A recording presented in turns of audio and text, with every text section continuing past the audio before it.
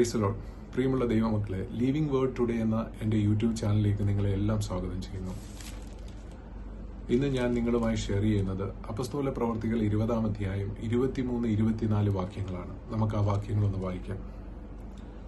ബന്ധനങ്ങളും കഷ്ടങ്ങളും എനിക്കായി കാത്തിരിക്കുന്നു എന്ന് പരിശുദ്ധാത്മാവ് പട്ടണം തോറും സാക്ഷ്യം പറയുന്നതല്ലാതെ അവിടെ എനിക്ക് നേരിടുവാനുള്ളത് ഒന്നും ഞാൻ അറിയുന്നില്ല. എങ്കിലും ഞാൻ എൻ്റെ പ്രാണനെ വിലയേറിയതായി എണ്ണുന്നില്ല. എൻ്റെ ഓട്ടവും ദൈവകൃപയുടെ സുവിശേഷത്തിന് സാക്ഷ്യം പറയേണ്ടതിന് കർത്താവായ യേശു തന്ന ശുശ്രൂഷ തികയ്ക്കണമെന്നേ എനിക്കുള്ളൂ. ഇവിടെ അപ്പസ്തോലനായ പൗലോസ് യെരുശലേമിലേക്ക് പോകുന്ന മധ്യേ എഫെസോസിലെ മൂപ്പന്മാരുമായി ഷെയർ ചെയ്യുന്ന വചനങ്ങളാണ് ഈ രണ്ട് വചനങ്ങളും എഴുതിയിരിക്കുന്നത്.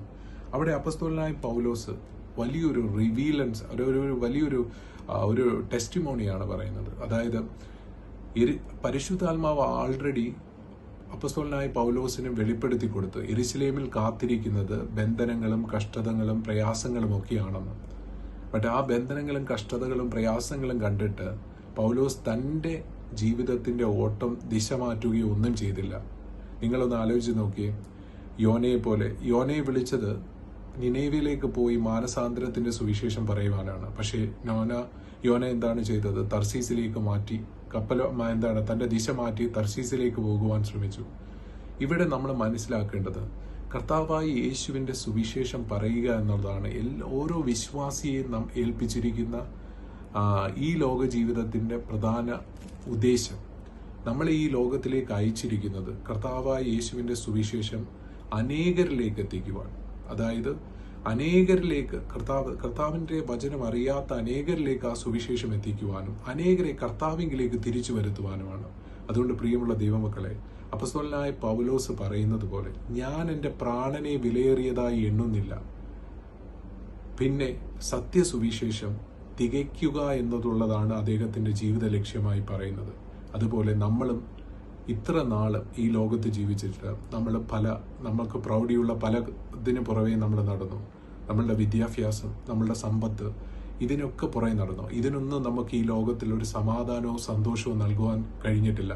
ബട്ട് യഥാർത്ഥത്തിൽ സത്യസുവിശേഷം അനേകരിലേക്ക് എത്തിക്കുമ്പോൾ നമുക്ക് കിട്ടുന്ന ആ സന്തോഷവും സമാധാനവും വേറൊന്നിനും പ്രദാനം ചെയ്യുവാൻ കഴിയത്തില്ല. അപ്പസ്തോലനായ പൗലോസ് പറയുന്നത് പോലെ ഞാൻ എൻ്റെ പ്രാണനെ വിലയേറിയതായി എണ്ണുന്നില്ല.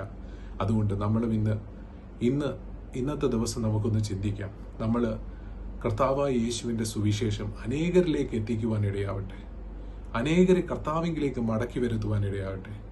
ഈ ലോക ജീവിതം എന്ന് പറയുന്നത് നമ്മുടെ ഒരു ടെമ്പററി സ്ഥലം മാത്രമാണ്. ഈ ലോകത്തിനപ്പുറം നമുക്കായി കർത്താവ് ഒരുക്കി വെച്ചിരിക്കുന്ന ഒരു നിത്യഭവനമുണ്ട്.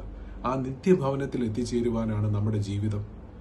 അതുകൊണ്ട് ഈ ലോകത്തിൽ ജീവിക്കുന്ന കാലത്തോളം കർത്താവിന്റെ സുവിശേഷം, കർത്താവിന്റെ വചനം മറ്റുള്ളവരിലേക്ക് എത്തുവാനും അനേക ആൾക്കാരെ നമ്മുടെ കർത്താവിലേക്ക് തിരിച്ചു വരുത്തുവാനും ഇടയാകട്ടെ.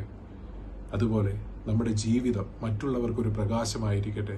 വിളക്ക് കത്തിച്ചാലും പറയിൻ കീഴിലോ കട്ടിൽ കീഴിലോ അല്ല വെക്കുന്നത്, അത് തണ്ടിന്മേലത്രേ വെക്കുന്നത്. ആ തണ്ടിൽ ഇരിക്കുന്ന വിളക്കുകൾ പോലെ നമ്മുടെ ജീവിതവും പ്രകാശമായി മാറട്ടെ. അനേകർ ആ വെളിച്ചം കണ്ട് കർത്താവിനെ തിരിച്ചറിയട്ടെ. ഇന്നത്തെ ദിവസത്തെ ബ്ലെസ് ചെയ്ത് പ്രാർത്ഥിക്കുന്നു. ഇന്ന് ഈ വചനങ്ങളെ നിങ്ങൾ എല്ലാവരും ഒരിക്കൽ കൂടി വായിക്കണം. ഇന്നത്തെ വചനങ്ങൾ, ഈ 2 വചനങ്ങൾ ധ്യാനിക്കണം. നിങ്ങളുടെ ലൈഫിന്റെ പർപ്പസ് നിങ്ങൾ ഐഡന്റിഫൈ ചെയ്യണം. നമ്മളെ വിളിച്ചിരിക്കുന്ന വിളിക്ക് യോഗ്യമാവണം. നമുക്ക് ആ സുവിശേഷങ്ങളെ ഏറ്റെടുക്കാം. നമ്മുടെ കർത്താവിന്റെ സത്യവചനം അനേകരിലേക്ക് എത്തിക്കാം. നമുക്കൊരു നിമിഷം പ്രാർത്ഥിക്കാം. കർത്താവെ, നീ ഇന്ന് തന്ന വചനങ്ങൾക്കായി നന്ദിയോടെ സ്തുതിക്കുന്നു. കർത്താവെ, ഞങ്ങൾ ഇത്ര നാൾ ഈ ലോകത്തിൽ ജീവിച്ചിട്ട് പലതിലേക്ക് ഞങ്ങൾ തെറ്റിപ്പോയിട്ടുണ്ട്. ബട്ട് കർത്താവെ, ഈ വചനങ്ങളിലൂടെ വായിച്ചപ്പോൾ അപ്പസ്തോലനായ പൗലോസ് തൻ്റെ ജീവിതത്തിലൂടെ കാണിച്ചു തന്ന ആ മാതൃക ഞങ്ങളും കർത്താവ് ഏറ്റെടുക്കുവാൻ ഇടയാകണമേ. കർത്താവെ, ഞങ്ങൾക്ക് അതിനുള്ള കഴിവോ പ്രാപ്തിയോ ഒന്നുമില്ല. പക്ഷേ സകലവും നീ മുഖാന്തരം സാധ്യമാകുന്നു. അപ്പൻ്റെ കരുണ, അപ്പൻ്റെ കൃപ, പരിശുദ്ധാത്മാവിന്റെ ശക്തി, കൂട്ടായ്മ എല്ലാം കാരണം ഞങ്ങൾക്ക് ഈ മുമ്പിൽ വെച്ചിരിക്കുന്ന ഓട്ടം വിശ്വസ്തയോടുകൂടെ ഓടുവാൻ ഞങ്ങളെ പ്രാപ്തിയുള്ളവരാക്കുന്നു. കർത്താവെ, ഈ വചനം കേൾക്കുന്ന എല്ലാവരെയും ഒരിക്കൽ കൂടി ബ്ലെസ് ചെയ്ത് പ്രാർത്ഥിക്കുന്നു. കർത്താവിന്റെ വചനം, കർത്താവിന്റെ കരങ്ങൾ, കർത്താവിന്റെ ദൂതന്മാർ അവരെ പ്രൊട്ടക്ട് ചെയ്യട്ടെ. എല്ലാവരെയും ബ്ലെസ് ചെയ്ത് ഒരിക്കൽ കൂടി യേശുവിന്റെ